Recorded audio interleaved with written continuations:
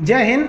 जिस वीडियो में हम आपको आईपीसी और सीआरपीसी में अंतर बताए थे, उसके बाद हम आपको बता दिए थे कि एफआईआर, जीरो एफआईआर और चार्जशीट में क्या होता है। फिर हम आपको बताए थे कि फर्जी एफआईआर से कैसे बचा जाता है। देखिए, ये एफआईआर को लेकर 4 कंडीशन बनते हैं। पहला कि पुलिस स्टेशन में आपका एफआईआर ही कोई ना लिखे। दूसरा कि आप ही के नाम पर कोई फर्जी एफआईआर लिख दे, और अगर फर्जी एफआईआर लिख दिया तो आपकी अगर नौकरी लगने वाली है तो उसके क्या असर पड़ेगा। और आप ऑलरेडी नौकरी कर रहे हैं किसी सरकारी नौकरी में और आपको इधर किसी केस में नाम डाल दिया तो उसमें क्या होगा। तो इन चारों कंडीशन को समझिए। सबसे पहले समझते हैं कि पुलिस एफआईआर नहीं लिखती है तो क्या होता है। 2 तरह के केस होते हैं जिसको हम पहले समझा दिए हैं। नॉन कॉग्निजिबल मतलब ऐसे अपराध जो बहुत छोटे मोटे हैं, जैसे किसी को 1-2 तमाचा मार दिए, ये सब छोटा मोटा अपराध में आता है। और एक कॉग्निजिबल्स होता है संज्ञेय अपराध, जिसमें मार पीट, रेप, सर फाड़ दिए, हड्डी तोड़ दिए, गोली चला दिए, ये सबको होता है कॉग्निजिबल ऑफेंस। तो कॉग्निजिबल ऑफेंस जो होता है उसमें संज्ञेय अपराध में नियम है कि सीआरपीसी का जो सेक्शन है 154, ये कहता है कि पुलिस को मैंडेटरी है एफआईआर लिखना जरूरी है। लेकिन आप जाते हैं, आपके साथ मारपीट हुआ है, सर और फोड़ दिया है, फिर भी पुलिस आपका एफआईआर नहीं लिखती है। तो इसके लिए आप एक और रास्ता अपना सकते हैं कि पुलिस का जो सीनियर अफसर होता है, जिसे डीएसपी बोलते हैं, डिप्टी सुपरिटेंडेंट, यहाँ आप जाके कह सकते हैं कि सर ऐसा मामला है, आप रिपोर्ट लिखवा दीजिए। ये नहीं सुनते हैं तो आप एसपी को बोल सकते हैं, एसपी जरूर ही सुन लेते हैं। ये भी अगर नहीं सुने ना तो आप जाइए सीधे कोर्ट में, मजिस्ट्रेट के पास। अब मजिस्ट्रेट को पावर है कि वो या तो इनको बोलेगा एफआईआर लिखने के लिए, और नहीं तो मजिस्ट्रेट खुद एफआईआर लिख देगा अनुच्छेद 156 के तहत, वहां से एफआईआर लिख देगा और वो थाना को भेज देगा कि ये हम जो एफआईआर लिखे ना, इसको तुम अपने डायरी में उतार के जांच करो। और अगर आप यहां भी शांत नहीं हुए ना तो इसी मजिस्ट्रेट से कहिएगा कि ये मेरा एफआईआर आप लिख दीजिए, और वो जो पुलिस वाला एफआईआर नहीं लिखा है उसके खिलाफ भी कंप्लेन कर दीजिए।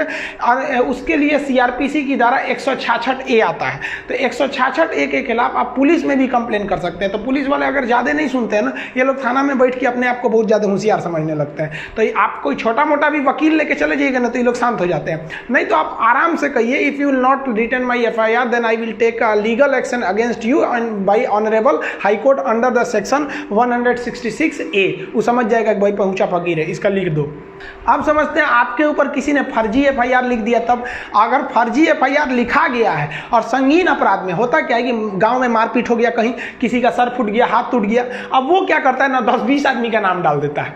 अब उसमें नाम डाल दिया तो भाई उसके साथ जो अपराध हुआ है वो संगीन है, उसमें आपकी गिरफ्तारी होगी बिना आपको वारंट दिखाए। छोटे मोटे अपराध नॉन कॉग्निजिबल में आप पुलिस से मांग सकते हैं वारंट, लेकिन कॉग्निजिबल में पुलिस वारंट नहीं दिखाएगी, उठा ले जाएगी एफआईआर हो गया है। तो उसने तो उसको मारपीट हुआ है, लेकिन आप नहीं थे, आपकी दुश्मनी थी या फिर जलता था तो आपका नाम दे दिया उसमें, तो वो फर्जी एफआईआर है। तो अब आपको पुलिस खोजने लगेगी, उठा ले जाएगी, तो आपको गिरफ्तारी का खतरा हो गया है। तो इसके लिए क्या कहिए, आप अपने किसी संबंधी को, पिताजी या किसी को भी आप डीएसपी ऑफिस या फिर एसपी ऑफिस में ले जाइए, वहां आप दस्तावेज दीजिए, प्रूफ दीजिए कि हाँ सर ये जिस समय घटना हुई थी वो इस समय नहीं थे। आप अगर नहीं इन्वॉल्व थे तो कोई ना कोई तो प्रूफ होगा ही आपके पास कि उस समय हम यहाँ थे। मान लीजिए आप किसी दोस्त के पास थे तो उस दोस्त को ले जाके आप अपने पिताजी के साथ या किसी दूसरे के साथ इन लोग के पास भेजिए। ये नहीं कि अपने चल जाए, साहब हम नहीं थे तो उठा के डाल देगा सभी, सब अपने में मिले रहते हैं सब। तो इन लोग को आप ले जाके कर सकते हैं। एसपी बहुत अच्छा से सुनते हैं, क्योंकि एसपी को खरीदना बहुत बड़ा, वो बहुत बड़े बड़े लोग का, फिर यहाँ मंत्री लोग का सोर्स चलता है एसपी के पास, नॉर्मल आदमी का नहीं चल पाता। तो ये आपकी बात को सुन सकते हैं। और इन लोग के पास, दोनों लोग के पास ऑर्डर होता है कि नो अरेस्टिंग का आदेश जारी कर सकते हैं, अभी इन्हें अरेस्ट नहीं किया जाए। लेकिन अगर मान लिया कि ये लोग भी अगर आपकी बात नहीं सुन रहे हैं, तब क्या कीजिएगा, तब आप चले जाइए एंटीसिपेटरी बेल लेने के लिए। आप अगर गिरफ्तार नहीं हुए हैं तो आप वकील को करिए तुरंत अपने डिस्ट्रिक्ट कोर्ट में एंटीसिपेटरी बेल, जिसे कहते हैं अग्रिम जमानत, ले लीजिए। हमारे ऊपर भी कई जना लोग ने फर्जी एफआईआर कर दिया, कोचिंग में पढ़ाते रहते तो उल्टा सीधा काम कर देता है। फर्जी एफआईआर लिख दिया, एफआईआर हो गया हमारे नाम पे, पुलिस आई गिरफ्तार करने के लिए। पुलिस कह रही है खान साहब हम आपको गिरफ्तार करेंगे। हम कह मत करिए महाराज, हम लेके चलाते हैं एंटीसिपेटरी। तो कहा ठीक है जाइए लेते ही। तो देखिए पुलिस को भी पता है कि कौन क्राइम किया है कौन नहीं किया, खुद पुलिस बोल रहे थे कि आप लेते आइए यहाँ पे। तो हम गए वहाँ पे, देखिए हमारे ही फोटो है, शायद यही कपड़ा भी पहने क्या, नहीं दूसरा है, मिलता जुलता है। तो वहाँ पुलिस के वहाँ गए कोर्ट के पास, तो जज पता है, देखिए कानून अंधा होता है, जज अंधा नहीं होता है, सब समझता है। तो हमको एंटीसिपेटरी बेल दे दिए, तो हम एंटीसिपेटरी बेल लेके आ जाएंगे ना। अब पुलिस के सामने घूमते रहेंगे तो पुलिस गिरफ्तार नहीं कर सकती हमको। अब पुलिस केवल सबूत इकट्ठा करेगी या जज को दे देगी, वहाँ पर एंटीसिपेटरी बेल आपके पास रहना चाहिए। लेकिन क्या होगा कि आप एंटीसिपेटरी बेल भी नहीं लिए हैं, आप पुलिस, डीएसपी, एसपी भी आपकी बात नहीं सुने, आप कहीं घूम रहे हैं, आपको पुलिस पकड़ ले गई। अब तो डाल देगी जेल में। जब जेल में डाल देगी तो उसके लिए भी आपको बेल लेना पड़ेगा। आप उसके लिए भी बेल ले सकते हैं, उसे कहते हैं रेगुलर बेल। ये थोड़ा लंबा प्रोसेस होता है। एंटीसिपेटरी आसान होता है, तुरंत मिल जाता है कि भाई हम नहीं किए हैं जज साहब, हमको थोड़ा समय दे दीजिए, हम आपको हम जब तक हम अपनी बेगुनाही का सबूत आपके पास लाएंगे। तो आपको जो है ना बेल आराम से मिल जाता है। लेकिन इसके बावजूद ना आप बेल मिल जाना मतलब ये कहाँ का नियम है कि आप निर्दोष है ना, मौत आपका अभी भी है, बस बेल का मतलब कि इसे गिरफ्तार मत कीजिएगा, कोर्ट आदेश दे देती है। अब आपको साबित करना पड़ेगा कि नहीं ये फर्जी एफआईआर है। तो इसके लिए दो रास्ते, आप दोनों के बीच में कॉम्प्रोमाइज कर लीजिए कि देख भाई हमको काहे लिए फंसा रहा है, उल्टा सीधा हम नहीं थे। कभी कभी अज्ञानता में भी लोग जब किसी को मार धाड़ कर दीजिएगा तो बहुत गुस्सा में रहता है, जो मिलेगा नोच लेगा, उसको नाम डाल देता है, बाद में उसे भी एहसास होता है कि नहीं ये व्यक्ति नहीं था। तो कॉम्प्रोमाइज कर लेते हैं लोग, तो यहीं पे खत्म हो जाता है। लेकिन कॉम्प्रोमाइज नहीं करेगा ना, तब आप जाइएगा, देखिए यहाँ लिख दिया सीआरपीसी की धारा 482, इसके तहत आप हाई कोर्ट जाइएगा। देखिए भले ही हम सुप्रीम कोर्ट का फोटो लगा दिए, लेकिन हाई कोर्ट जाना पड़ता है 482 के तहत। और हाई कोर्ट में आप अपने लीगल दस्तावेज दीजिएगा कि देखिए सर ये हमको फर्जी एफआईआर में फंसाया है, हम उस वक्त नहीं थे।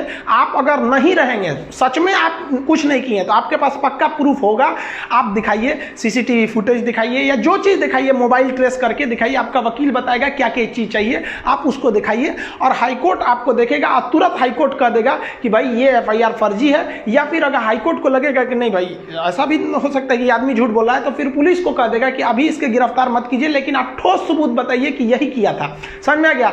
और अगर आप पे कोई फर्जी कर दिया है और कॉम्प्रोमाइज भी नहीं कर रहा है, तब तो आप कंफर्म जाइए सीआरपीसी की धारा 482 के तहत हाईकोर्ट में, और हाईकोर्ट बढ़िया से उन्हें खंगालेगा। इतना आप विश्वास रखिए कि अगर आपने किसी पर गंभीर रूप से नहीं मारा पीटा है तो वो कहीं ना कहीं वो पकड़ा जाएगा हाईकोर्ट में। हाईकोर्ट वाले बहुत पहुंच वाले होते हैं। और उसके बाद अगर वहां पकड़ाया, कॉम्प्रोमाइज नहीं किया, फर्जी के बाद भी ऐंठ रहा है, तब वहां आप करिए 500 सेक्शन 500 के तहत उस पर क्या कर दीजिए, मानहानि का दावा ठोक दीजिए। और 211 के तहत उसी पर मुकदमा ठोक दीजिए, किसी जुड़ा हमको फंसाया, हमारा इज्जत खराब किया, समय बर्बाद किया, इसको भी ले जाइए। तो जब आपको कॉम्प्रोमाइज कर ले रहा है डिस्ट्रिक्ट लेवल तक ही, तब आराम से रखिए। हाई कोर्ट ले गया तो फिर उसको भी नहीं छोड़िए। इतना समझिए कि सत्य परेशान हो सकता है, पराजित नहीं हो सकता है, कुछ भी हो जाए। देखिए सुशांत सिंह मैटर का भी 2 महीना तक लेट हुआ, लेकिन अभी सीबीआई जांच लग गई है, वो भी कहीं ना कहीं निर्णय पे आ जाएगी। तो इस तरह से आप समझे कि पुलिस लेवल पर या फिर डिस्ट्रिक्ट लेवल पर या हाईकोर्ट लेवल पर किस तरह से अपने ऊपर किए गए फर्जी एफआईआर को आप निरस्त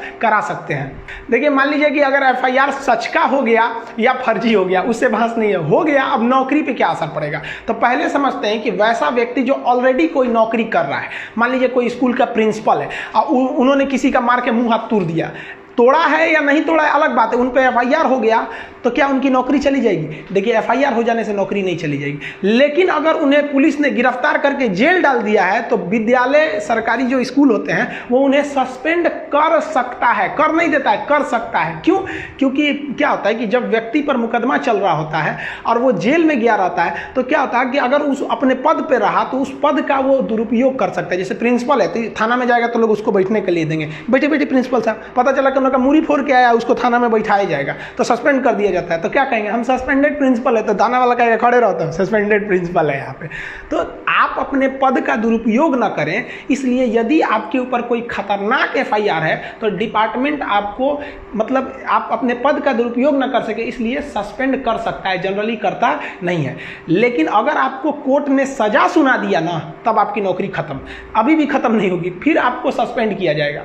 लेकिन आप मान लीजिए डिस्ट्रिक्ट कोर्ट ने आपको सजा सुनाया, जैसे आप हाई कोर्ट में अपील कर देंगे आपकी नौकरी बच जाएगी, सस्पेंड रहेंगे आप। समझ में गया? सस्पेंड से फिर हो सकता है कि आप जॉब में आ जाए। लेकिन अगर हाई कोर्ट ने भी फिर से आपको सजा सुना दिया, फाइनली कह दिया कि नहीं भाई, सुप्रीम कोर्ट ने भी सुना दिया, तब तो आपकी नौकरी चली जाएगी कॉग्निजिबल अपराध में, इस तरह के मुकदमे में। अदरवाइज में आपकी नौकरी नहीं जाएगी। आप अपील में रहेंगे तब तक नौकरी नहीं जाएगी। पता चला डिस्ट्रिक्ट कोर्ट ने आपको सजा सुनाया और इधर आप सस्पेंड हुए और आपने हाई कोर्ट में अपील नहीं किया कि भाई साहब हमने गलती नहीं किया था, तो आपको टर्मिनेट कर देगा। टर्मिनेट मतलब खत्म, सस्पेंड का मतलब होता है आधी सैलरी देना। जब आप जॉब में आते हैं ना, तो बाकी जो आधा काट काट के रखा था वो भी दे देता है आपको।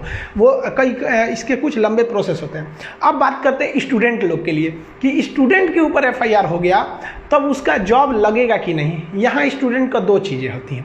मान लिया कि उसने फॉर्म भरा था, फॉर्म भरने के बाद एफआईआर हुआ है, एक ये कंडीशन। अब पता चला फॉर्म भरने से पहले ही एफआईआर हो गया, मुकदमा चल रहा है, तब कंडीशन। देखिए, अगर आप कोई चीज़ अगर आप फॉर्म नहीं भरे हैं और उसके फॉर्म भरने से पहले ही आप पर कोई मुकदमा है या कोई एफआईआर है, तो फॉर्म भरते वक्त ही आपसे पूछ लेता है कि आप पर कोई मुकदमा या एफआईआर नहीं ना है, तो उस पर क्लिक करके उसका आप डिटेल दे दीजिए, आपकी नौकरी पर कोई इफेक्ट नहीं पड़ेगा। अगर मान लिए कि आपने फॉर्म भर दिया है, आप तो एकदम टेंशन फ्री थे, अब एग्जाम के 10 दिन पहले या कुछ दिन पहले मार हो गया, उसमें आपका नाम आ गया, अब कहाँ से करिएगा, आप तो फॉर्म भर दिए, एडमिट कार्ड भी आ गया होगा। तब जब आपकी ज्वाइनिंग लगेगी ना, तो ज्वाइनिंग के समय आपको हलफनामा देना पड़ेगा। हलफनामा मतलब स्टैम्प पेपर पे लिख के देना पड़ेगा कि फला केस में हमें फर्जी फंसाया गया था, हम अपनी बेगुनाही का सबूत डिस्ट्रिक्ट कोर्ट में दे चुके हैं, यहाँ मुकदमा चल रहा है, आपकी जॉब हो जाएगी, कोई दिक्कत नहीं है। लेकिन वहाँ लिखवा लिया जाएगा कि अगर यहाँ से आप दोषी करार दिए गए ना, तो यहाँ से निकाल दिया जाएगा। तो अगर यहाँ से आप अपराध मुक्त हो गए तो आप नौकरी करते रहिएगा, और इसमें अगर सजा सुना दिया तो आप चल गए, नौकरी से खत्म कर दिया जाएगा आपको। तो आई होप आप ये सब चीज़ों को समझ गए होंगे। इसको लिखवाने वाला चीज़ जो अभी जस्ट इस 1 से 2 दिन के अंदर आपका ऐप लाएंगे, तो उसमें एप्लीकेशन में हम आपको इसका A to Z डिटेल से लिखवा देंगे कि पूरी CRPC, क्योंकि ये दरोगा के एग्जाम में खास करके इस यूपी दरोगा में ये सब पूछेगा आपका IPC और CRPC का क्या क्या चीज़ें होंगे। तो उसमें आपको एकदम A to Z PDF note test वगैरह के साथ आपको मिलेगा। मिलेंगे नेक्स्ट वीडियो में, तब तक के लिए जय हिंद।